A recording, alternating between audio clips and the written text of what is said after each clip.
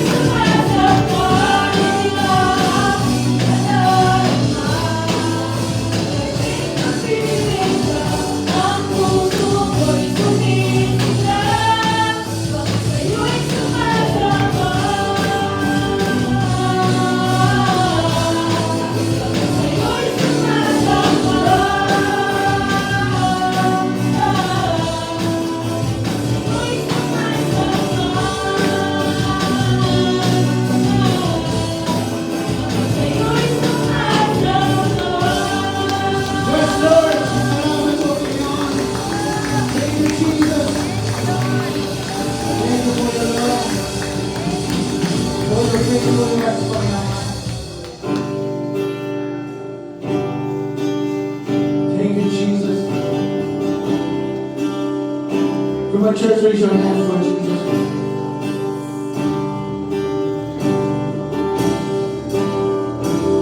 Panginoon, salamat sa mga pangako mo, Panginoon. Natutupalin mo sa aming mga buhay ko. We claim it, O God, na mangyayari sa aming mga buhay ko.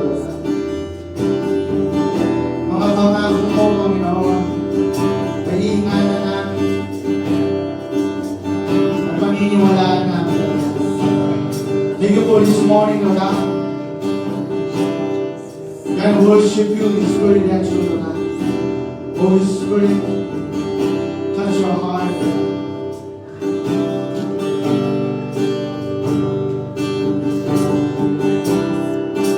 Punan mo na ang pasensya, O God, ng lugar na to.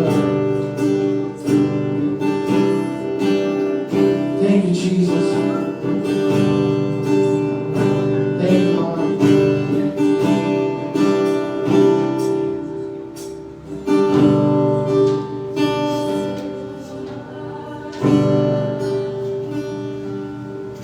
Kaibigang tapat at sandigan, sa'yo nagmumula, kapag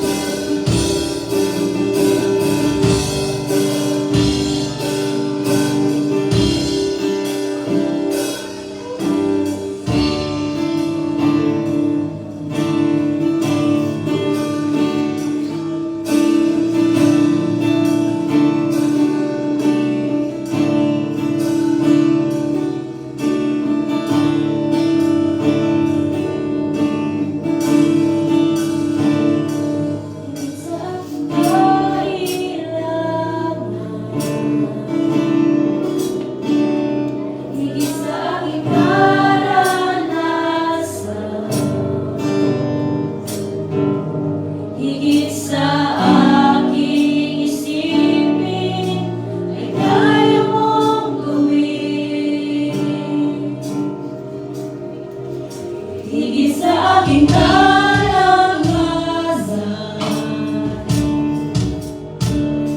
higit sa aking kinagulan,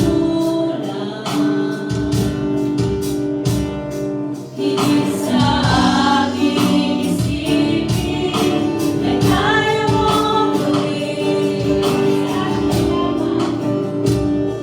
Higit sa aking kailangan,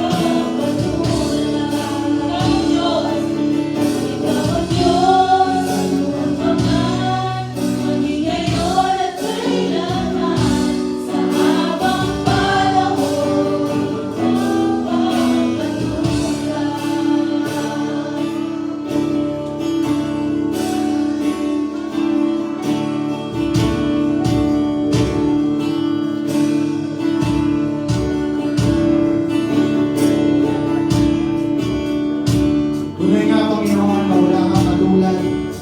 Wala kang katumbas, Panginoon, sa buhay namin ito. Walang katulad, Panginoon, ang pagmamahal na ginawa mo sa amin. Lord, salamat, Lord, sa umaga ito. Nakarating kami dito, Panginoon. Nakapag-uri, nakapagsamba sa iyo, Panginoon. Kaya, Lord, i-ready mo, Panginoon, ang mga puso namin to receive your word, your promises, Panginoon, sa mga buhay namin ito, Lord. Salamat, O God, in this morning. And worship you, honor you, O God, whatever we do, Panginoon. Salamat, salamat, O God. In Jesus' mighty name we pray. And everybody say, Hindi mo na parang si Lord. Yung the best para kay Lord. Sige. Palakpak na para kay Lord.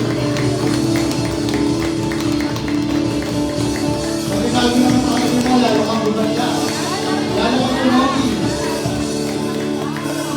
Welcome to our church.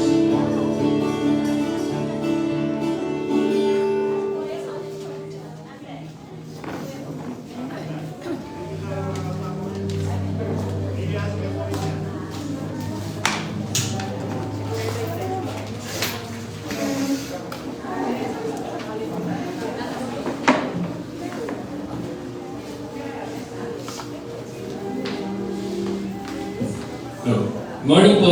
Morning! Kumusta po tayo? Buti po. Dami po tayo sa ating pamibigay ng ating mga tithes and offering. And before that, sino po gusto ma-bless dito sa araw na to? Yes! So yung pagpunta po pa lang dito, bless ka na. Amen? So, gusto ko pong i-share o i-exhort yung isang storya sa Bible. Galing ito sa 2 King chapter 4, verse 1 to 7. Alam po natin ito kwento nito. Tungkol kay Propeta Eliseo at kay Elijah at sa widow. Sino pong nakakalaw sa kwento nila? So, kwento mo po. So, isang ano po sa, si Eliseo, isang propeta. May isang widow po na namatay ng asawa na nag-iwan siya ng utang. Sino po yung may mga utang dyan? So, mag-relate po kayo dito. So, sa kanyang, nung pagkamatay ng kanyang asawa, mayroong naningil sa kanya na pagkakautang ng kanyang asawa. So, wala siyang ibabayad. Kung hindi siya makakabayad, at pupunin nila yung kanyang mga anak at gagawin mga alipin. So, pumunta siya kay Eliseo, Prophet Elisha, at humingi ng tulong. So, kinuwento niya yung problema niya. At ang sabi ni Eliseo, ako may tutulong ko sa iyo, sabi niya. So, tinanong ni Elisha yung nagbalo, anong meron ka? Sabi niya. Ang sabi ng balo, wala. Pero maliban sa kaunting langis na meron ako sa bahay. Sabi. So, meron siya, pero konti. Pero ang sabi niya, inutusan siya ni Eliseo na manghiram ng mga lalagyan, mga tao doon siguro sa pagpalabong nila, yung mga palayok. Naghiram siya sa kanyang mga kapitbahay. At inutos niya na ibuhos yung konting langis na yun sa kanyang hiniram ng mga palayok o lalagyan. At hanggang sa napuno ito, sa dami ng kanilang hiniram siguro, hanggang sa maubusan sila, tumigil yung pagtulo, paghagos ng langis. At doon, ang sabi niya, ibenta ang mga langis na yun upang magkaroon siya ng pambayad sa mga kanyang pagkakautang. So, ito pong verse na ito, kung narinig nyo na ito, para sa akin ko sa akin yung verse na ito. Sa panahon talaga na tayo hirap, di ba? Hindi nyo na po ba natanong sa sarili nyo, ano pa bang meron tayo? Di ba? Dumating rin po ako sa puntong gano'n na nakakaroon ko sa akin. Hanggang ngayon, nangungusap itong verse sa akin. Ano bang meron ka? Di ba? Kasi kung meron kang maliit na bagay, at nagpapray ka kay Lord na gusto mong palakihin niya ito, anong sasabihin mo sa kay Lord? Wala. So, anong meron ka? Gusto mo Lord nang palakihin mo yung negosyo mo at may negosyo ka ba? Di ba? Parang gano'n. So, Lord, gusto mong palawakin mo yung aking kaalaman. Ang tanong, may inaaral mo ba yung kaalaman mo? Yung talent mo, yung gift mo? So, parang sa amin nangyari dati, nung sa panahon na Walang-wala kami. Ito nabasa ko itong verse na ito. Ano bang meron na kami? Meron ako. So, tinignan ko yung sarili. Ano bang meron? Ano bang meron sa lugar namin? Umikot-ikot ako. Hindi ko alam na meron pala. Meron pala akong makukuha ng resources. Hanggang ngayon, ganyan pa rin ang ginagawa ko. So, kung titignan po natin yung kwento, hindi naman binigay ni Lord yung pangangailangan ng balo as in talagang binigay niya instant. Talagang kumilos siya. May ginawa siya. Nanghirap siya. Nag-effort siya. So, ganun din po sa atin. Naghihintay po tayo ng breakthrough. Amen? So, may gagawin po tayo. May part tayo na gagawin. Kung gusto mong lumago, alamin mo kung saan yung talent mo, yung gift mo, anong meron ka. Parang ganon.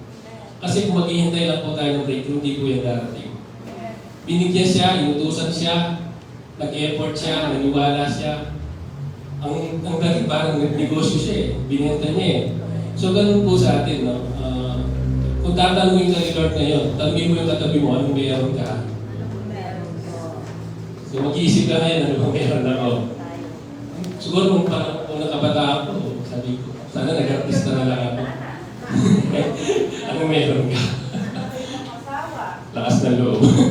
Kapal ng mukha. So yun po na sa ating pong itong taon na to, breakthrough po yung ating prophetic na ni Pastor. So baka maghintay po kayo ng 2020, wala pong breakthrough. Hindi ba? Mga 2020 wala namang nangyari. Ito pong verse ito, pinapaalala sa atin. May gagawin ka. May gustong lumago yung negosyo mo, tanong, may negosyo ba? Yung maliit, kaya palakihin ni Lord. Yung konti, kaya niyang paramihin. Unlimited si Lord, amen? Yung langis na binuhos, hindi tumigil. Ang naubusan, lalagyan. So, ibig sabihin, kung kaya mo maghirap ng maraming lalagyan, hindi titigil yun. Ang tanong, baka tansan lang ang lalagyan mo. Ang capacity na kunin mo yung blessing ni Lord, gano'n ba ka-ready ka? Baka isang gano'n lang ang lalagyan mo, ubus na, titigil na yun. So, itong verse ito reminds me talaga, hanggang ngayon, lagi mo titignan yung sarili mo, anong meron ka. Baka may gift ka sa pagkanta, bakit hindi mo ipagamit kay Lord yan? Lalo kang gaganin. Di ba? Huwag niyong itago yung mga talent na gift. Di ako naniniwala na dumating tayo dito na wala tayong dala. May dala-dala tayo, yung gift na nasa sa ating puso, nasa atin, binigay ni Lord. Kaya yun po, kung gusto niyo pong ilalimin itong pagkaunawa sa verse na ito, napakaganda. Hindi ka mawawalan. Kasi ikaw mismo tuturuan ka ni Lord na mag-produce. Amen po ba? So, sige po, let us stand and pray for our tithes and offering. Mahaba kami yung kwento. So, sige po, let us pray. Maraming Diyos, dakila, pangyarihan sa lahat. Isa pa po maraming salamat. Takapong salamat, Lord, kaya nga doon at hindi na kami, Lord, opportunity, privilege of God na isasamyan mo kami, Lord, at purihan na aranasan mo yan, Lord, yung appreciation mo kayo, kaya yung lugar rin yung God. At Lord, salamat na rin blessing na tatatanggap mo, Lord. Kaya ka, manwala kami, Lord, yung ganagana, pati ka, kaya Lord, tagapamini bilang pasasalamat. Karang ardo Panginoon, na bibigyan mo kaya kami. At patuloy mo kaya, Lord, turuanan upang makapag-produce kami, Lord. Itong breakthrough na panayan mi, ikami, Lord, yung panayan yung kumilos o God. Right now, Lord, mangusap pa po kayo kami na hindi na mo kayo pong idea, wisdom mo, God, yung maging malawak pa, Lord, yung pagkaunawa namin sa kalooban mo, Panginoon. Kalooban mo, Lord, na kami pagpalain. Kalooban mo, Lord, na kami pagyamanin. Alam po namin yan, Lord. Kaya, Lord, sa araw na ito, kiniklaim po namin, Panginoon, na may plano ka sa mga pangako mo na matutupad sa aming Panginoon. Isa pa po, maraming salamat. We give you glory and honor, praise to mighty name of Jesus, we pray. Amen.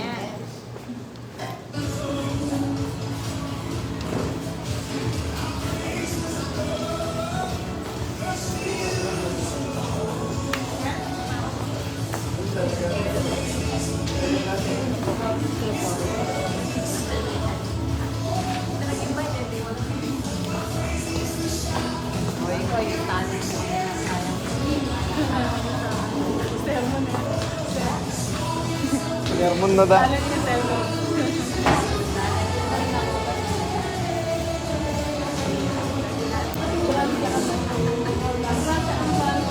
God is good. And all the time. God is good. Are you ready for the word of God? Yes. Let us pray. Father, salamat po for your mighty presence in this place. We honor you, we respect you, we revere you, Lord. Panginoon, salamat po pinagpala ng mga salita mo. And right now, we just open our mind, our heart, our spirit. Mangusap po kayo sa bawat isa sa amin na nandito. At patuloy po, Lord, na baguhin nyo the way that we think. So that, Lord, maging bago na yung the way that we speak and the way that we act. At amin po mga buhay, makakitaan po ng transformation. Lord, nawa, hindi po kami alis sa lugar na ito, na ganito pa rin. But meron ka pong ginawa, Lord, sa aming kalooban ng Diyos. Lord, gawin mo po yung hindi po kayang gawin ng tao. Kumilos ka, Lord, sa buhay po namin. At patuloy po, Lord, na maganap po yung plano mo for our lives, for our family, for this church, and for this nation. Maraming salamat po. We give you praise, we give you thanks. In Jesus' name, and everybody say, Amen and Amen. Welcome po sa True Vine World Harvest Church. Sa akin po mga first-timers. Ang goal po ng mensahe ng Panginoon is to renew us, to correct us, to rebuke us. Hindi po yung ipamahiya tayo or i-down tayo. No? Sabi po ng Biblia, the Word of God is useful for correction. No? Ito po ay kagamit-gamit para po sa ikatutuwid lalo ng ating buhay at mas ikagaganda. Amin po ba? Ready na po ba kayo sa ating mensahe this morning? Amen. Alam niyo po ba that all of us human ay pare-parehas na nag-fall, no? Nung ang ating pong pinaka-ancestor na si Adam ay luwabag sa kalooban ng Diyos, tayo po lahat ay nag-suffer. Sabi po ng Romans 3:23, sapagkat ang lahat ay nagkasala at hindi naging karapat-dapat sa paningin ng Diyos. So that was our status, no? Sa paningin po ng Diyos. No? Ang ibig sabihin po ng sin, let us look at the meaning of sin. Pag sinabi pa lang sin, it means you rebel. No? Nagrebelde ka against the known will of God. No? So sin, inaalis na yung tamang posisyon mo sa harapan ng Panginoon. Kumbaga, dati ikaw ay tuwid. Kapag ikaw ay sumusuway sa kalooban ng Panginoon, parang naliliko ka, nadidislocate ka. Okay? So you lost contact or direct relationship with the will of God. Nawawala po ang ating connection kapag tayo ay nagre-rebelde sa Diyos. Yan po yung ibig sabihin ng sin. Yun yung nangyari kay Adam. Kasi ang sabi ng Panginoon sa Genesis chapter 2, verse 16 to 17. At sinabi niya sa tao, which was Adam, makakain ka ng kahit anong bunga ng punong kahoy sa halaman, maliban lang sa bunga ng punong kahoy na nagbibigay ng kaalaman kung ano ang mabuti at masama. Sapagkat sa oras na kainin mo ito, tiyak na mamamatay ka. So that was the commandment and the will of God kay Adam. No? During that time na nilagay sila sa Garden of Eden. But Adam, alam po natin yung storya, because of Eve, no? Pinakain siya ng prutas na pinagbabawal ng Panginoon. So na-disobey niya ang Lord. No? And doon po na-consider na ang lahat ng lahi na nanggaling kay Adam and Eve are already unrighteous. Pagkapanganak pa lang ng baby, siya ay considered na unrighteous. No? So, ibig sabihin, walang connection sa Diyos. No? Sabi po ng Diyos, you will die the day that you eat that fruit. No? Imagine po ninyo, yung chairman, ginawa kang CEO ng kumpanya. Ganun po ang corporation eh. merong chairman at merong CEO. No, chairman is God, and we are like the CEO. Meron po siyang pinag-utos sa atin kung paano palakarin ang kanyang kumpanya. Pero just like Adam, meron kang ginawang sarili mong batas, sarili mong rules. No? Imbis na sundin mo yung plano, yung strategy ng chairman, ang ginawa mo yung sarili mong diskarte. No? So parang ganun po yung ginawa ni Adan. Pinamahala kay Adam ang buong mundo the way that God wanted. No? Merong programa ang Panginoon, pero hindi po yun nasunod ni Adan. Okay? So, before we go to the main point, nililay-out ko lamang po yung foundation sa atin. No? Before tayo pumunta sa topic po natin. Okay? So, unrighteous. Kumbaga, pag sinabing na out of place ka, parang ang trend. Okay? You are like a train. No, na-discourage yung kung saan ka lumalakad. Ano? So, imbis na mabilis ka, pa-move forward ka, papunta ka dun sa direction na tama, and nagagawa mo yung purpose na bakit ka nilikha ng Panginoon, because of sin, ikaw ay na-discourage, na out of place. Hindi ka na tuloy makapunta doon sa iyong God-given destiny. Nakakasunod po kung ano ang kasalanan. Amen. So, sin is derailment. Okay? Dinidiscourage niya yung ating buhay. At ano naman ang kabaligtaran ng sin or pagiging unrighteous? Okay? Ang kabaligtaran po niyan ay yung tinatawag na righteousness. No? So, righteousness is staying on track, laid by the will of God.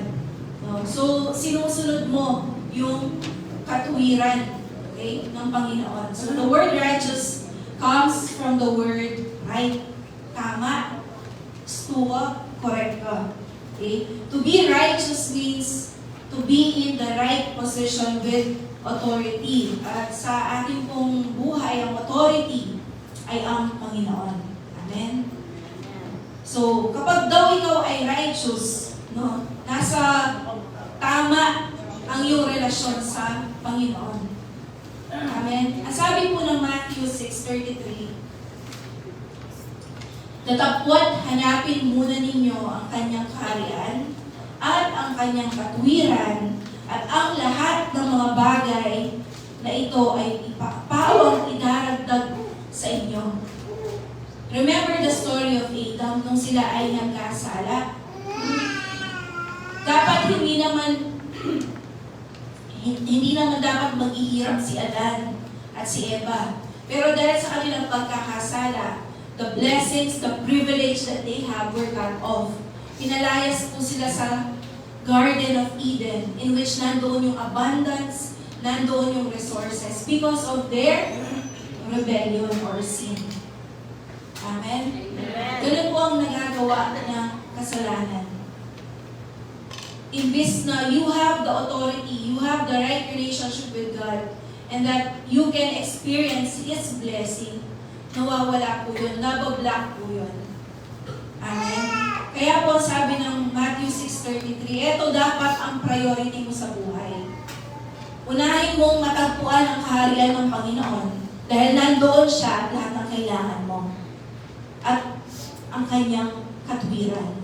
Kapag ikaw ay nakapasok na doon sa kanyang kaharian, do not allow yourself na ma-dislocate ka, mag-rebelde ka, kasi kagaya ng example po ng mga, nung minsan kausap ko ang aking kapatid, sabi niya, makatakot ka na.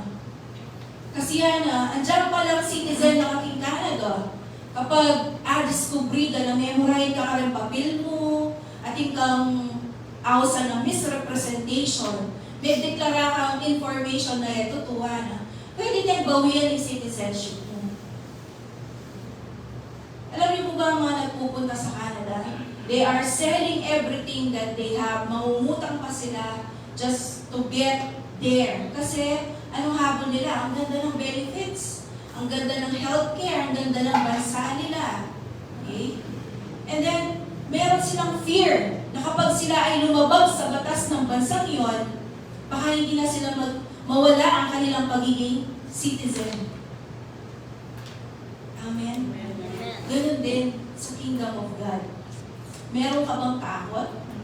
Na baka ikaw ay mawalan ng karapatan na maging citizen of the kingdom of God. No? Kaya sabi ng Matthew 6:33, unahin mo, mahanap yung kaharian ng Diyos at ang kanyang katwiran. At ang lahat ng mga bagay na ito, kasi on the mga unang verses, doon sinabi yung kakainin mo, yung clothing mo, yung tahanan mo, everything that you need in life, sabi niya, idaragdag na lamang sa iyo. Amen? Kaya nga kapatid, evaluate natin ngayon. Yung po bang ating posisyon sa harapan ng Panginoon ay naka-align o baliko ka? Naka-dislocate ba yung posisyon mo? Kung baga kung nandito yung false, okay, yung open heaven, sabihin mo na, dito sa lugar na ito, baka ikaw ay nandito. Kaya hindi mo nararanasan yung breakthrough at pagpapala ng Panginoon. Amen? And tingnan niyo po yung sinabi ng Panginoon. Tuloy po natin. Sa Genesis 2:17, sabi niya, Adan, the day that you eat it, you will surely die. Pero alam niyo po ba na si Adan ay nabuhay pa ng 930 years? No? 930 years. So, tatanungin mo, Lord, sinabi mo, mamamatay sila. Okay, the day that they eat that fruit na pinagbabawal mo. Pero nabuhay pa siya ng 930 years. Okay? Kasi po, ang Panginoon, iba ang definition ng kamatayan sa Kanya. Okay? Ang definition ng kamatayan is the Holy Spirit, God Himself, living inside of Adam, ay nawala sa Kanya the day that he sinned or rebelled against God. Kaya nga po, pagkapanganak pa lang ng tao, siya ay patay at nangangailangan ng regeneration. It is the process na naboborn again ulit ang kanyang spirit. No, kaya nga po ang born again ay isang experience at hindi isang religion. Nakakasunod po. Kaya sa mata ng Panginoon, the day na nagrebelde si Adan, namatay na siya sa harap ng Lord. Okay? So, sabi po ni Jesus, he that receives the Holy Spirit receives life. Hindi ka patay sa Diyos kapag ang physical mong katawan ay naagnas o nadego ka, nagkasakit ka. Okay? So, you are considered dead in the sight of God kapag wala sa iyo ang kanyang banal na spirito. Makakasunod po. Kaya nga po si Jesus Christ, His number one mission nang siya po ay pumunta dito, ay ibalik yung nawala ni Adan sa atin, who is the Holy Spirit. Di ba po kapag po tayo ay tumatanggap sa Panginoong Yesus, ano ang isang sinasabi sa atin? Ngayon, nananahan na ang banal na spirito sa iyong kalooban. Okay? Because the home of God is in our spirit. Okay? So, nakakasunod po ba? I'm just laying the foundation. No? So, Jesus came for one main reason, and that is to restore His Holy Spirit inside of man. Kasi nung nawala ni Adan ang banal na spirito dahil sa kanyang pagre-rebelde, he lost God. At kapag nawala ang Diyos, at wala ang Diyos sa buhay mo, you don't have everything. Nawala mo ang lahat-lahat sa buhay mo. Amen? Amen. Yun ang nawala ni Adan. No? The dominion, the authority to rule doon sa pinaparule ng Diyos, nawala po lahat yun. Kaya nga po nung namatay si Jesus Christ, di ba? Kinuha niya yung susi, di ba? On the 3 days na siya ay patay, okay? So, kinuha niya yung authority from Satan. Okay? Dahil nakuha ni Satan yun from Adam eh. So, kinuha ni Lord yung authority at ibinalik niya sa atin. No? Kaya sabi niya, all authority has been given to me. No? On earth and on heaven. No?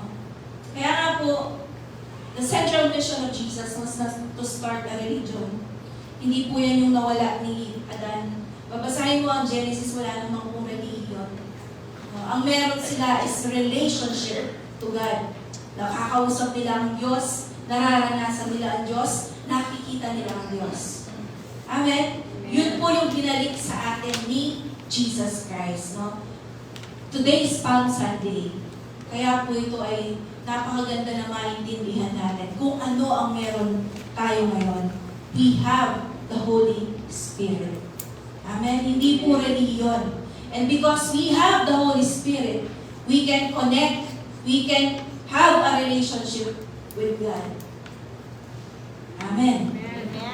Kaya nga po, don't just attend sa church. You must be the dwelling place of God. No? Ang church po ay hindi ang building. You are the church. The person, the believer are the church. Amen? Dahil, ang sabi po ng Biblia, ang Diyos ay hindi tumitira sa mga buildings na gawa ng kamay ng tao. Tumitira ang Diyos sa building na ginawa niya. And that is our body. No? Sabi po ng Biblia, we are the temple of the living God. Amen? Amen. Kaya po yung buhay po natin is not just the air that we breathe in our lungs, but yung presence po ng Panginoon. Amen? Amen. Kung babasahin po natin sa laying of foundation pa rin po ito para maintindihan natin. Kung babasahin po ninyo pag-aaralan ng Old Testament, hindi po nakakapasok ang Holy Spirit sa mga tao noon. He is just coming upon the person at nakakagawa sila ng mga milagro, propesiya, at example po si Samson. No? Sa Judges 14:6, pinalakas siya ng Espiritu ng Panginoon at niluray niya yung leon sa pamamagitan ng kanyang kamay. Ganun kalakas si Samson. No? Tulad ng pagluray sa batang kambing. Pero hindi niya ito sinabi sa kanyang mga magulang. So the Spirit of God came upon Samson for a moment at binigyan niya siya ng supernatural strength. Okay? Another example is 1 Samuel 16:14. Now the Spirit of the Lord had departed from Saul, the first king of Israel, and an evil spirit from the Lord tormented him. So umalis yung Holy Spirit kay King Saul at ang pumalit ay isang tormenting spirit. Kaya kung babasahin niyo yung storya nun, kapag si David nagpe-play na siya ng instrument, nawawala yung tormenting evil spirit kay King Saul. Okay? And another proof na hindi po tumitira ang Holy Spirit dati in the Old Testament. No? Sabi ng Psalms 51 verse 11, ito ang panalangin ni King David pagkatapos niyang magkasala kay Bathsheba. No? Sabi niya, do not cast, sa Tagalog, huwag po akong itaboy palayo sa inyong piling. At ang inyong banal na spirito sa akin ay huwag niyo po sanang bawiin. Kapatid, mapalad ka, you are living in the New Testament. Kapag nagkasala ka, hindi nawawala ang banal na spirito sa loob mo. Hindi kagaya dati, nagkasala ka, mawawala ang Holy Spirit sa loob mo. Pwede kanyang iwan. Pero ang sabi ng Bible, the Holy Spirit is faithful. No? Hindi kanya iiwan, hindi kanya ililib as an orphan. Pero kapag tayo ay nagkasala, siya po ay nag-grieve. Amen? Nararanasan niyo po ba yun? Sobrang bigat ng pakiramdam mo after you have committed sin. That is godly sorrow. Yun yung pighati ng Holy Spirit sa loob mo. Kasi hindi kaya maiwan nakatira siya sa loob mo. Amen? Tumitira po ang Holy Spirit sa loob po natin upang siya ay makagawa sa pamamagitan po natin. Amen? Because without a body, no, yung po mga namamatay, no, No? Because na-perish na yung kanilang physical na katawan, yung ating nakikitang flesh. Sila po ay hindi na legal dito sa earth, kaya nawawala na sila. Ganon din ang evil spirit, di ba? Narinig nyo na po na i-share ko sa atin. Gusto ng evil spirit i-possess ang iyong katawan para siya ay makagawa dito sa lupa. Amen? Kaya po ang Holy Spirit nananahan sa loob mo. Ang sabi ng Biblia, binibigyan ka niya ng desire at kapangyarihan to do what pleases God. Ibig sabihin, nakatira siya sa loob mo para makagawa siya ng purpose niya here on earth. Amen? Kaya nga po tayo ay carrier of God. Kung saan man po tayo pumunta, dala-dala po natin ang presence ng Lord. Amen? Amen. Kaya po, mapalad po tayo ngayon. We have the Holy Spirit living inside of us at hindi siya dating tapos aalis, dadating aalis. Amen? He is our 24/7 constant companion. Amen? Kasi God doesn't just want to visit us. He wants to live in us. Diba? Meron po tayong kanta, Come live in me, all my life, take over. Amen? So, sabi po ganyan, punta na po tayo sa ating main point. Naiintindihan po ba natin yung sin, unrighteousness, righteousness, at yung meron po tayo ngayon sa buhay po natin, who is the Holy Spirit. So, sinabi ko kanina, pare-parehas tayong lahat ng tao. We fell because of our ancestor, Adam. No, nagkasala siya. No? Pero ang sabi po ng Biblia, dahil sa kasalanan ng isang tao, tayo lahat ay nagkasala. Pero dahil din sa isang act, who is our Lord Jesus Christ, itong ang Diyos na nagkatawang tao, because ng kanyang ginawa, ang lahat din ay maliligtas. Amen po ba? Kaya kapatid, ito po yung ating main point this morning. Hindi, yung sin po natin ay bayad na. Niresolve na ng Diyos. Sin is not the biggest, sin is not man's biggest problem anymore. Because we already have Jesus and the cross. Amen po ba? God has already made a way for us, no, para po ma-resolve yung problema ng kasalanan. Sabi po ng Revelation 13:8, the Lamb was slain before the foundation of the world. Before pa po likhain ng Diyos ang mundo, meron na po siyang ginawang paraan just in case tayo ay magkasala. And even Satan is not our greatest threat. Siya po ay pinatalsik na empleyado ng Panginoon. Amen? Wala na siyang authority sa ating buhay. But, eto po yung kanyang ginagamit ngayon sa ating mga buhay. Bakit hindi mo nararanasan ang breakthrough? So this morning, I would like to speak on the topic, why your ignorance is blocking your breakthrough. Ito po yung ginagamit ni Satan ngayon sa ating buhay. Ang salitang ignorance. Ano pong naiintindihan natin sa salitang ignorance? Walang alam? Ignorante? Amen? Sabi po ng Hosea 4:6, ito po yung ating pinaka-key verse.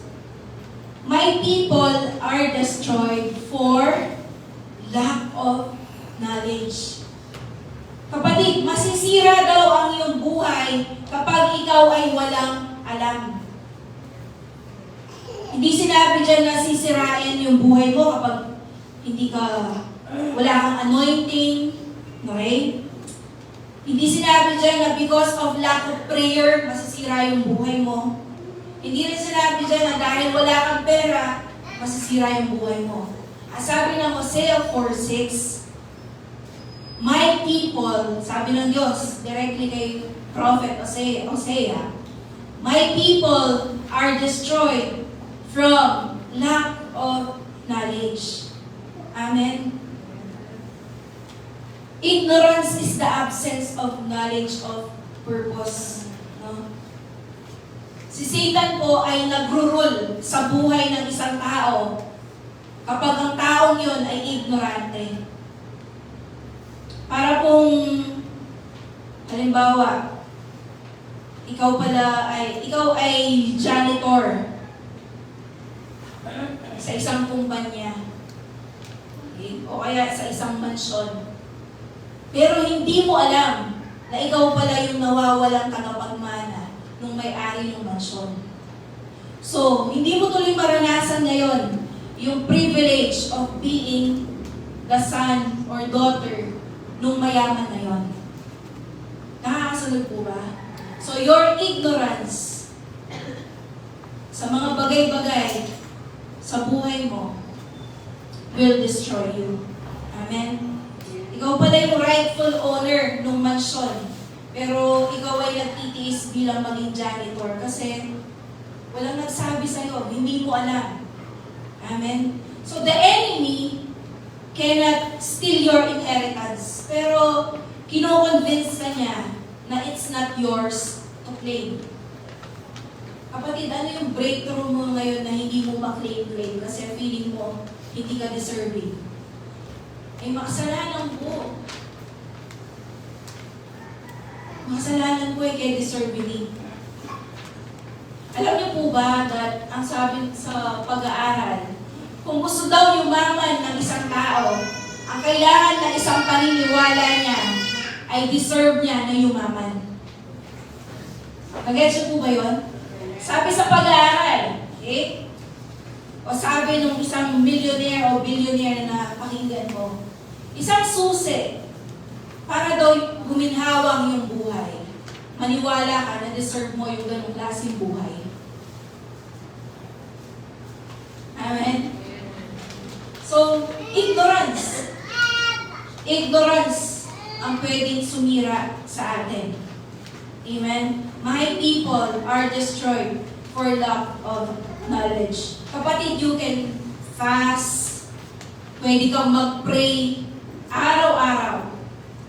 But if your finances are destroyed because ignorante ka, wala kang financial literacy, hindi mo alam mag-budget, hindi mo alam gumawa ng pera, hindi mo alam mag-preserve ng pera, hindi mo alam mag-multiply ng pera, you will remain broke.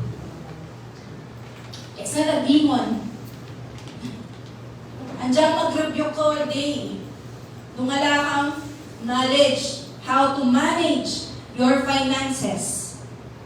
Rebuke mo ng rebuke in poverty, in spirit of scarcity. If you don't know how to budget, how to manage that, kapatid, it is already a decision sa buhay mo. Amen? You don't need prayer kapag po sira ang isang aspeto ng buhay mo. Ang kailangan mo, knowledge that you can apply para po ma-resolve ang iyong problema. Amen? Ang topic po natin, why your ignorance is blocking your breakthrough. May nakukuha po ba tayo? Amen? Sabi ng Proverbs 24:3,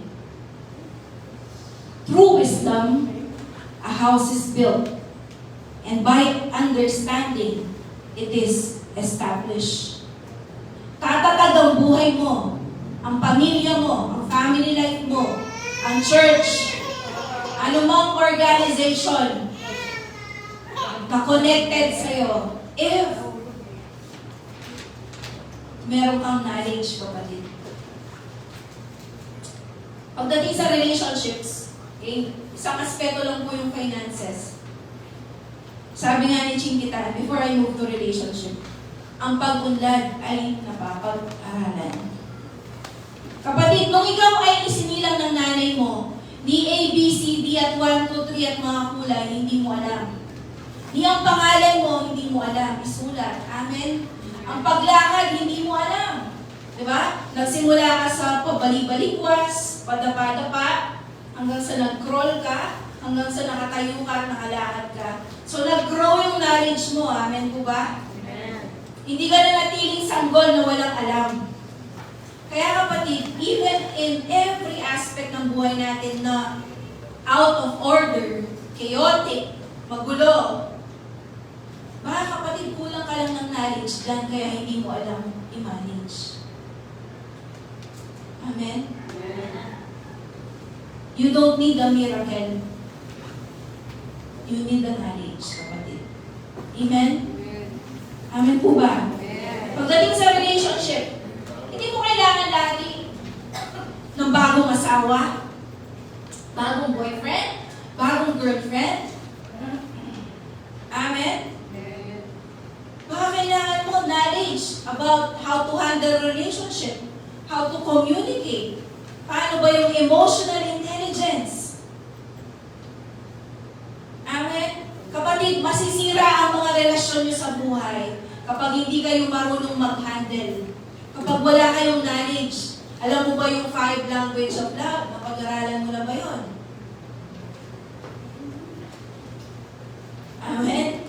Emotional, meron pong tinatawag na intellectual quotient at meron ding emotional quotient na tinatawag. Yung emotional intelligence. Okay? So, alam mo ba kung paano i-develop ang iyong emotional intelligence?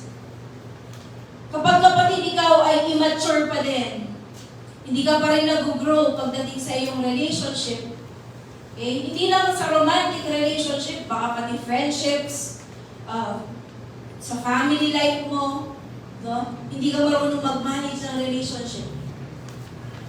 Aside sa prayer, kapatid, kailangan mo ng knowledge. Paano i-handle ang relationship. Pag lagi ka na lang merong kaaway, lagi na lang merong nawawala sa buhay mo, ba, magtanong ka, baka ikaw ang problema. Amen po ba? Amen? Many people are not unlucky in love. They are just uneducated. Okay? Pag-aralan mo, paano magsalita ng tama.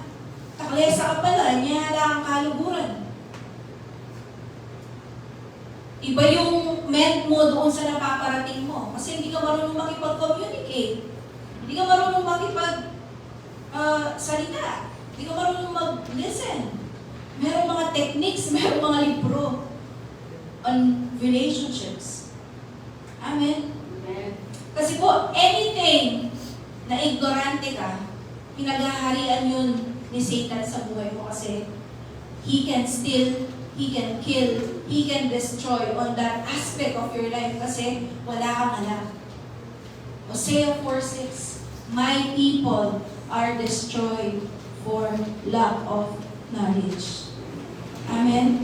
Parenting, rebuke ka ng rebuke sa demonyo sa buhay ng anak mo. Baka kailangan mong pag-aralan how to become parent. A good parent.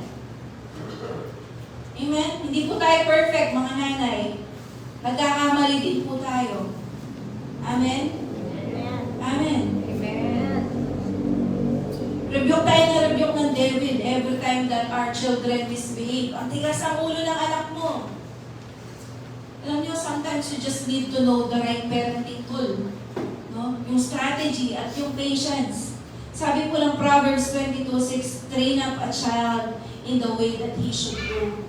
Ikaw ang nagpalaki sa anak mo. Tanungin natin, paano mo siya pinalaki? Amen? Amen po ba?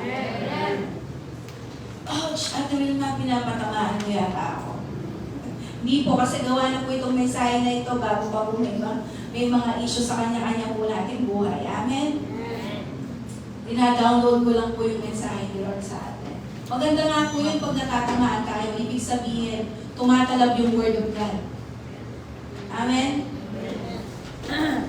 Health. Pagdating sa health, kailangan mo rin ng knowledge. Sometimes you don't need a healing line. Kailangan mo lang ng minom ka ng tubig. Ilang baso ba dapat, ilang litro ba dapat ang iniinom natin?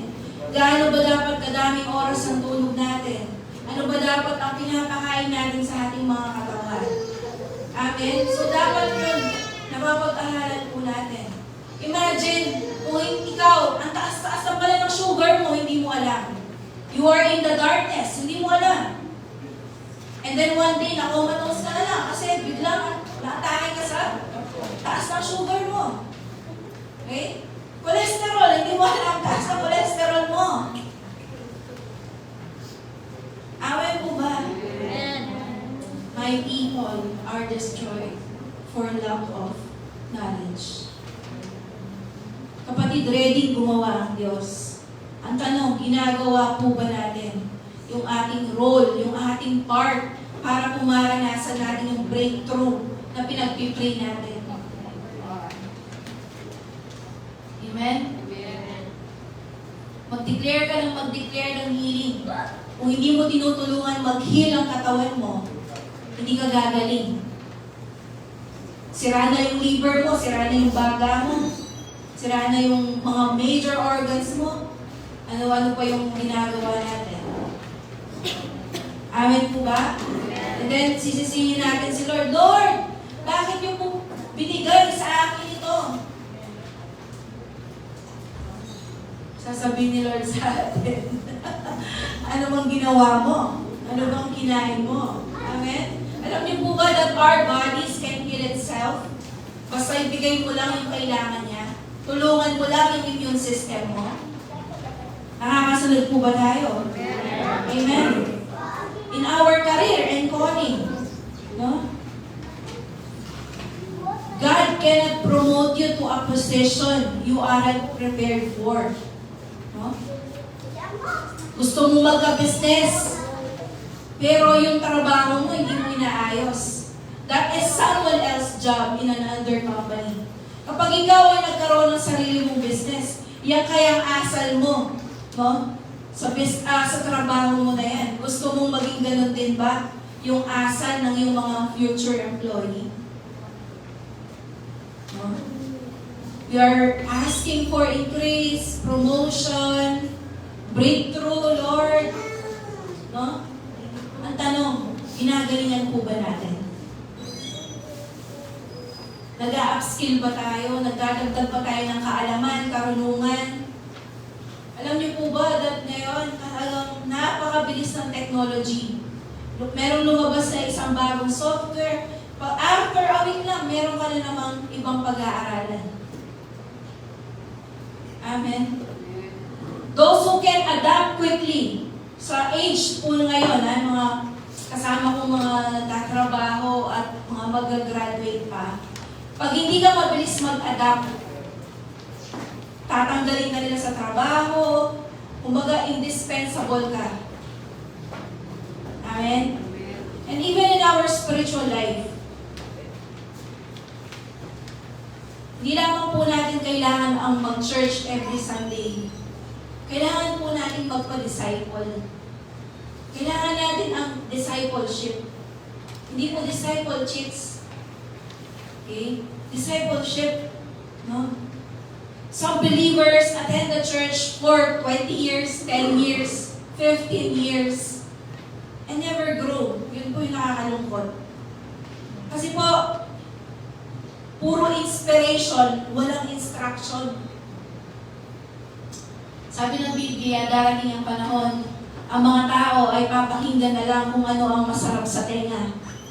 Sabi nga ni Kuya Abe, kaya church niya wala ba kayong daramdaman in preaching about holiness, righteousness? Lagi mo lang daramdaman, blessing, favor. Ala nang mag-preach yata about holiness, righteousness, living right with God. Tsuko pa po. Nandyan pa po kayo. Amen. Kapatid, ang bottom line lang ng main point po natin this morning is prayer is powerful, but it doesn't replace preparation.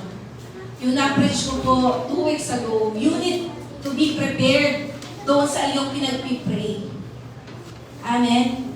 Prayer is not a hiding place from your responsibilities.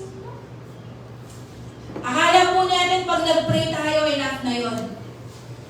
minsan ginagawa natin hiding closet ang prayer. Meron kang na-offend, you will ask the Lord, Lord, forgive me. Nagsabihan may kang tawa. Amen? Amen. We are replacing our responsibilities with prayer. Magita tuloy tamad. We are spiritual pero stupid.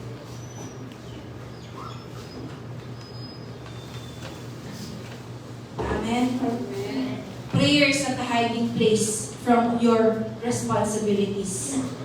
Kaya rin mong make prayer, hindi nga dapat gawin. Di ba sabi nga ni Lord, kapag meron kang kaaway, iwan mo muna yung offering mo. Huwag mo munang bigay kay Lord. Puntahan mo yung nakaaway mo at makipagbati ka. Kasi ganun po yung gusto ni Lord eh. Hindi lang yung mag-pray ka sa Kanya, Lord, forgive me. Ay, kutang, sabihin may tanga-offend mo. Prayer is not a hiding place from our responsibility. Yes, we believe in prayer. Yes, prayer is powerful. But, itang action tamo po kayari. Amen? We are perishing in the areas where we are ignorant. Kapag ating kang aspeto na nibigay mo na ignorante ko, masirain ka. Mag-grow, mag-prosper. Amen? Sabi po ng kawikaan, tsyo po ngayon ni kayong Proverbs na yung karamong devotion, ang pong reading I highly encourage you. Kung bisa akong mas maging magaling. Andiyan, basa namin paulit-ulit yung Proverbs, nakakarakal ako ang lesson. Sabi po ng kawikaan, or Proverbs 9:10-11, ang paggalang sa Panginoon ang pasimula ng karunungan. At ang pagkilala sa banal na Diyos ay nagpapahiwatig ng pagkaunawa. Sa pamamagitan ng karunungan, hahaba ang iyong buhay. Who wants a long life? Have knowledge. Amen? Ang sabi pa po ng kawikaan 8:17-21, minamahal ko, ito ang sabi ng wisdom, minamahal ko ang mga nagmamahal sa akin. Makikita ako ng mga naghahanap sa akin. Makapagbibigay ako ng kayamanan, karangalan, kaunlaran, at tagumpay na magtatagal. Yan ang pangako ng wisdom. Ang maibibigay ko ay higit pa sa purong ginto at pilak. Sinusunod ko ang tama at matuwid. Bibigyan ko ng kayamanan ang nagmamahal sa akin. Pupunuin ko ang lalagyan nila ng kayamanan. The more that you learn, the more that you earn. Yan ang isang principle that I follow. The more na ini-elevate mo yung self-development mo, yung growth mo, mas napagkakatiwalaan ka into a much things in life. Kapag hindi ka nag-grow, kapatid, you cannot be entrusted with more. Kasi ito, sabi ng karunungan, kapatid pala ng karunungan at ng wisdom ang karangalan, kayamanan, kaunlaran, at tagumpay na nagtatagal, magtatagal. Yun yung gusto ko. Di ba meron tagumpay na brief lang? Pero ito, sabi niya, basta meron kang knowledge, meron kang wisdom, yung tagumpay mo in life, yung breakthrough na hinahangad mo, magtatagal. Amen. Alam niyo po yung mga nanalo sa loto? Pagkatapos ng ilang taon, ni-report yung buhay nila, balik na ulit sila sa kahirapan. Kasi walang karunungan. Amen? Kaya, kapatid, Hosea 4:6, my people are destroyed for lack of knowledge. Don't be passive with your mind. Gamitin po natin ang ating mga isip. Read the Word of God. Study. Kapag po mayroong training at conference, mag-attend ka. Huwag mong panghinayaan yung 1,000, 2,000. Sabi nga ng Bible benta mo lahat ng ari-arian mo just to get wisdom. Kasi ang kapalit nun, mas higit. Yung nawala mo na actually hindi naman nawala, investment siya. Amen po ba? Mas piliin po natin na magkaroon ng knowledge. Kabilang ko po last week seminar. Kabilang ko po last week pa-training. Kabilang ko po last mini-garal. Pagkikalabit siyang kapatid. Ay, katabi mo. Aral-aral din. Amen? Alam niyo po ngayon, wala na po tayong excuse para hindi makapag-aral, para hindi mag-grow. Sa YouTube lang, sa internet lang, yung Biblia po natin, lahat na ng translation, lahat na ng language, nandyan na. Huwag mo lang piliin mo ng manood ng Korean novela. Start mo 15 minutes a day. Magbasa ka, meron kang pakinggan na something new. Amen? Because lack of knowledge will destroy your life. Ano man ang ignorante ka pagdating sa relasyon, ignorante ka pagdating sa pera, ignorante ka pagdating sa health, ignorante ka pagdating sa trabaho, ignorante ka pagdating sa business. Lahat ng aspeto ng buhay mo na wala kang knowledge, masisira yun. Hindi mo alam mag-manage ng asawa, hindi mo alam paano maging woman, hindi mo alam paano maging man of God. Kilala mo ba kung sino yung sarili mo? Ano yung design ng Lord sa sarili mo? Amen? Ang ignorance po, nagbibreed ng kaguluhan sa buhay natin. Nagbibreed ng disorder. Anything na magulo sa buhay mo, kulang ka ng knowledge dyan, kapatid. Assess mo ngayon yung life mo. Saan naghahari si Satan sa buhay ko? Anything na disorder, anything na magulo, mabablock yung breakthrough mo doon kapag wala kang alam. Amen? The Hebrew word for darkness is choshek. Okay? Ang darkness, it doesn't mean it's the absence of light. It also symbolizes ignorance. Imagine, pagpasok mo sa kwarto, hinahanap mo yung cellphone mo, pero dahil madilim, hindi mo tuloy mahanap. May nga bangga na ka, may nga takid doon, taliri mo yung pitis, na bumuka sa kita, pag nangakanyan mo lang yung mo, ay. Amen? Kapag po ignorante ka, hindi mo mahanap yung kailangan mo. Amen? Pero pag meron pong knowledge, magkakaroon ka ng direksyon kasi liliwanag. Alam niyo yung sa commercial na parang light bulb moment? Yung merong biglang ting sa utak mo, na merong magla-lighten up?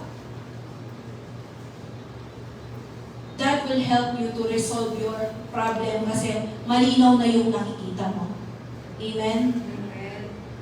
So, sabi ng Lord sa Genesis, di ba? Let there be light. Ang ibig pong sabihin nun, let there be knowledge, let there be revelation, and let there be order. Kasi doon sa creation, hindi alam ng tubig at ng lupa kung saan sila pupwesto. Hindi alam ng sky kung saan siya pupwesto. Hindi alam ng stars, ng sun, kung saan siya pupwesto. Nung sinabi ng Panginoon, kendi kayo, ay muna na po ang benir, pag-abak insan. So, nagkaroon po ng order. Amen? Kaya po ganun din, kapatid. The more na ikaw ay nag-grow, nadadagdagan yung knowledge mo, mas umaayos yung buhay mo. Amen?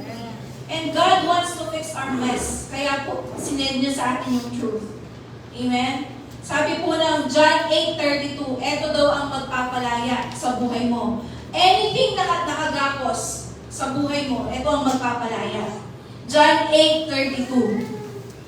Malalaman nyo ang katotohanan at ang katotohanan ang magpapalaya sa inyo. Amen? Ignorance will put a shackle. No? Itatalikala ka ng ignorance. Ng kawalang kaalaman. Pero ang katotohanan daw, okay, ang magpapalaya sa'yo. Amen? Amen po ba? Amen. Yung kanina, nalaman natin, resolve na pala yung kasalanan natin. Kung hindi mo alam yun, kapatid, forever kang matatali sa buhay ng makasalanan. Amen? Kaya kapatid, know the truth. Okay? First and highest truth are coming from the Word of God. And then, secondary sources, yung mga ginagamit ng Panginoon ng mga writer, mga teacher. Okay? But careful din kayo. Kasi ang dami ngayong mga fake guru. Okay? Para lang kumita sila sa mga courses nila. Akala mo ang galing nila. Amen? So, be careful din sa mga sources po ng ating mga pinag-aaralan. Puntahan natin yung mga credible mga teachers. Amen? Amen po ba? Amen. At dito po ako magtatapos. Why ignorance is blocking your breakthrough. Actually, ang dami pa rin gusto kong i-share, pero magja-jump na ako dito. Yung the principle of order and increase. No? God is a God of order. No? So nakita po natin in the creation, before niya likhain ng tao, niready niya muna lahat ng environment. Hindi niya basta inuna na gawin ng tao. Niready niya muna ang lahat. Kasi sabi ng 1 Corinthians 14:40, but everything should be done in a fitting and orderly way. No? So ganun po ang Diyos na pinaglilingkuran natin. He's a God of order. Bakit po sinasabi kanina na kailangan maging maayos ang buhay po natin? Because God cannot bless a life that is out of order. Gusto mo yung blessing ng Lord, gusto mo yung breakthrough coming from God, kailangan ayusin mo yung buhay mo, kapatid. I-prepare mo yung environment para dun sa breakthrough na pinagpipray mo. Amen po ba? Anything that you are praying for, ask yourself, ano ba yung kailangan kong i-prepare para maging ready ako dito sa pinagpipray ko na ito? Because God is a God of order. He cannot bless a life that is out of order. Amen? Nakikisama ka sa hindi mo asawa. You are doing premarital sex. And then you're asking God, Lord, bless mo po yung relationships ko. Fix that relationship first. Because God cannot bless a disordered life. Amen? Ignorance is blocking your breakthrough. Amen po ba? Ito po ang sikreto kung gusto mo ng mas higit sa current level mo ngayon. Huwag mong pag-pray ng huwag kang mag-pray ng promotion. Huwag kang mag-pray ng increase. Ito yung gawin mo. Prove your faithfulness to God. Be a good steward. Much is attracted to good managers. Sabi po ng Biblia, ang magpagkakatiwalaan sa maliit, mapagkakatiwalaan sa malaki. Ang sabi pa ng Bible, do not despise small beginning. Huwag mong maliitin ang maliit na simula. Kasi sa maliit, doon na-attract ang malaki. Amen? Kaya kapatid, stop praying for increase and promotion. Start praying for a skill, a management skill. Amen? For knowledge, understanding, and wisdom. At hindi ka mag-stop sa pag-pray, of course. Gawin mo yung dapat mong gawin. Amen? Stewardship is about being faithful with little things before being entrusted with more. Amen? Paano ka pagkakatiwalaan ng Lord ng masigit? Yung ngayon pa lang na maliit, hindi mo na kayang dalhin. Amen?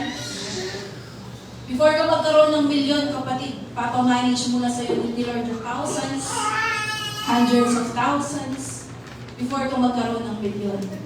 Gusto mo magkaroon ng thousands of congregation. Ipapamanage muna sa'yo ni Lord, 30 people, 100 people. Amen? Anything that you are praying for. Gusto mo magkaroon ng malaking bahay. Ipapamanage muna sa'yo ni Lord yung apartment na hindi sa'yo. Yung maliit na bahay na nasimulan mo. Amen? Lahat ng malaki na attract sa good managers. Kaya po ang promotion sa Kingdom of God is more responsibility. Sabi po dun sa parable of the talent, di ba? Yung 5, na-multiply niya ng 5, so naging 10. Yung 2, naging 4. Pero yung isa na nagbaon ng kanyang talent na hindi niya ginamit, yun, kinuha, ibinigay doon sa merong 10. Kaya kapatid, di ba, sinasabi natin, ang mga mayayaman, mas lalong yumayaman. Ang mga mahihirap, mas lalong humihirap. Hindi lamang dahil corrupt sila, kapatid, dahil magaling silang mag-manage. Kaya sabi ng Bible, mas matalino ang mga hindi taga Kingdom of God dito sa mundo. Kaya sabi ng Lord, you should learn from them. Kapag meron kang magaling na kakilala, ako maingit, putakan mo, nanggewa mo. Anyaran mo itang knowledge, o ba't mira siya ka rin? Amen? Amen. Ikaw mo kasi po itang mamahat, maingit ka mo eh. Di ba dapat putakan mo, nanggewa mo sister, nanggewa mo brother. Turo mo na ako. Amen? Alita mo eh, hirap-hirapan mo eh.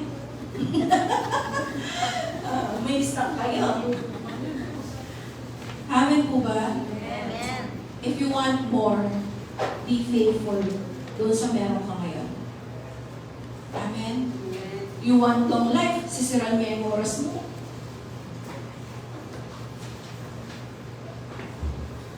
You want more money, kita pang 10%, nakatapat. Amen po ba? God wants to bless us. Ang tutupoy na sabihan ng Tito Aris. Si Lord mag-aantay lang para maging ready ka. Kating-kating na si Lord, may buhos yung pagpapala sa buhay mo. Ang inaantay niya lang, maging ready ka. Amen po ba? Amen. Amen. Kaya kapatid, let us all stand. Meron po ba kayo nakuha? Madami po to, pero oras na po. If you want, pwede ko na lang isend sa inyo itong outline po na ito na ginawa ko. Pero, I hope meron po tayong nakuha. One major point, kung gusto po natin ng pambihirang tagumpay, yan ang Tagalog ng breakthrough eh. Pambihirang tagumpay. Tanggalin ang lahat ng ignorance sa ating katawan. Amen? Meron pong inalaan si Lord sa buhay po natin. And we need to be ready and prepared. Amen? Tayo pong lahat ay manalangin. Father God, we come to you today. Pinubukas po namin ang aming puso. And we humble ourselves before you. Patawarin niyo po kami.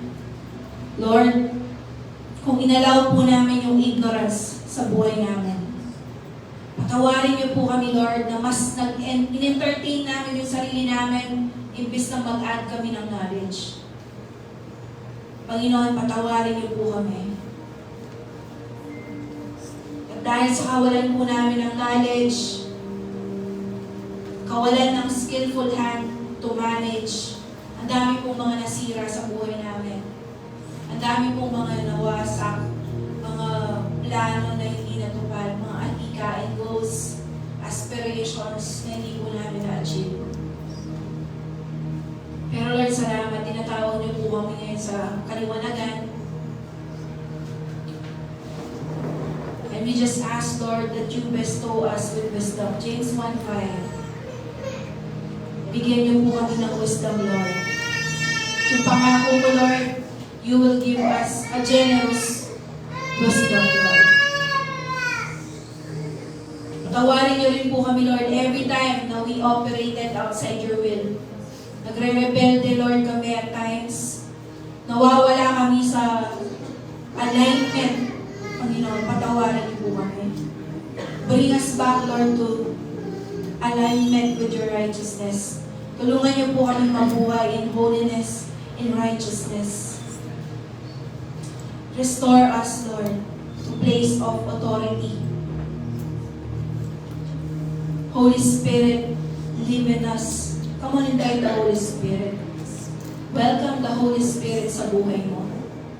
Holy Spirit, take your place in our lives. Umupo ka sa trono ng buhay ko. Ikaw ang masunod. Bigyan mo ako ng desire at kapangyarihan na gawin yung gusto mo. Holy Spirit, come live in us all our lives and take over. Thank you for your truth, Lord. Resolve na yung kasalanan namin because of the cross. Palunan na si Satan. You have all the authority. And right now, Lord, tulungan niyo ang bawat isa to be enlightened, to receive knowledge, understanding, and wisdom. Thank you, Jesus, for saving us, for restoring the Holy Spirit sa amin. We declare that these bodies are temple of the Holy Spirit. Holy Spirit, we invite you, hindi po as a guest, na aalis din, but be the owner, live in us and lead us. Father, we rebuke the spirit of ignorance that has blocked the blessings ng iyong mga anak and blinded their understanding. Replace every area of darkness in our lives in the name of Jesus, whether that is finances, relationship, in health, in our career, in our professions, in our business. Father God, let shine your light in every area of our lives because of your word. Lord, bigyan mo po kami ng hunger to study your word, to grow and to learn, and to be a disciple, Lord God. Tanggalin niyo po yung pride na hindi kami teachable in the name of Jesus. Tanggalin niyo po yung katigasan ng aming mga ulo. Lord, help us to be moldable. We declare that we will not perish because of lack of knowledge. We will pursue wisdom, Lord, just like a treasure, and walk in the light of understanding in the name of Jesus. Lord, come on, raise up your hands right now. Pag-pray po natin yung ating mga kamay to be a good steward. Lord, make us a good steward of everything you have given us. Bless these hands, Lord, na maging skillful po ito sa pagmamanage. Lord, help us to manage our time, our talents, our families, our finances, and our calling. Teach us to be organized on how to organize, Lord, to honor and to prepare ourselves for promotion. Let every area that is disorder in our lives come into alignment with your divine structure in the name of Jesus. Lord, anything na magulo right now, anything na baligo right now in our lives, we command it to be aligned sa iyong kalooban in the name of Jesus. We pray, Father, not just for ourselves, but for our next generation dahil napapasa po ang ignorance. We pray that our next generation, Lord, will inherit truth and not confusion. Let them walk in light because we chose to study, to obey, and to grow. Use us as your representatives, Lord, not just because we have passion, but because we are knowledgeable. Tulungan mo ang bawat isa sa amin na hindi ka namin mapahiya because wala kaming alam, Panginoon. Lord, huwag mong hayaan na puro zeal lang kami, puro passion lang kami. But we want knowledge, we want wisdom, Lord. Help us to represent you, Lord, fitted for the King of Kings and to the Lord of Lords. Let our lives be a reflection of order, your wisdom, and your kingdom. Ito po ang aming panalangin ngayong umaga ito. In the name of the Father, and of the Son, and of the Holy Spirit. Amen. Amen. Amen. So, before po natin tanggapin yung blessing ni Lord this morning, meron po tayong papamigay na forms for our convergence. So, ito po yung magiging commitment po natin. No? When you sign the form, ibig sabihin po, kayo po ay talagang sasama sa ating convergence. Kasi po, kailangan na po yung number. Kailangan po yung edad, yung gender. Kasi po, aayusin na yung mga rooms kung sino yung magkakasama. Kaya important po na makapag-fill out po tayo ngayon dahil ibibigay natin yung final head count. So, again, ang bayad po ay 1,300 pesos per head. So, maaari lamang po maiba ang bayad ng mga bata 6 years old and below. So, to be confirmed pa po yun dahil wala pa pong further information coming from Baguio. Pero yun po, no? So, yung 1-3, covered na po dun yung room, yung board and lodging, at yung 5 meals.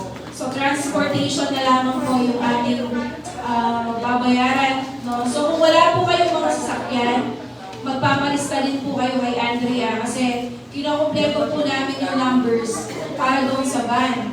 Okay? So, yung van po, masasakay niya ay 10. Okay? And then, more likely, mga nasa 1,000 plus yung ating babayaran para po doon sa overnight. Kasi mag-overnight po yung van eh. Sabado at Linggo. Kaya po mga ganun po yung ating babayaran. So, we still have April, May, para po makumpleto yung 1-3. At June pa naman po para doon sa ating transportation. Okay po ba? Okay, so let us take this chance to attend kasi once a year lang po ito. So consider this as an opportunity then for your growth. Okay, so yun lang po. Let's call Manila para po sa ating blessing ngayong araw nito.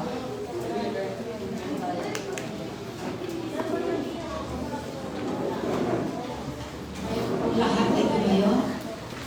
Are you blessed? Amen. So, God's word for today sa ating pong lahat ay yung kanyang instruction. And we have learned the word of God para tayo po ay maging God's representative. Amen? Be filled with knowledge and wisdom and be faithful in the Lord. Taas po natin ang ating mga kamay. The Lord bless you. I receive. The Lord make His face shine upon you I receive. and be gracious unto you I receive. and give you wisdom and knowledge and be faithful to the Lord. In the name of the Father and of the Son and of the Holy Spirit, everybody say, Amen. Amen.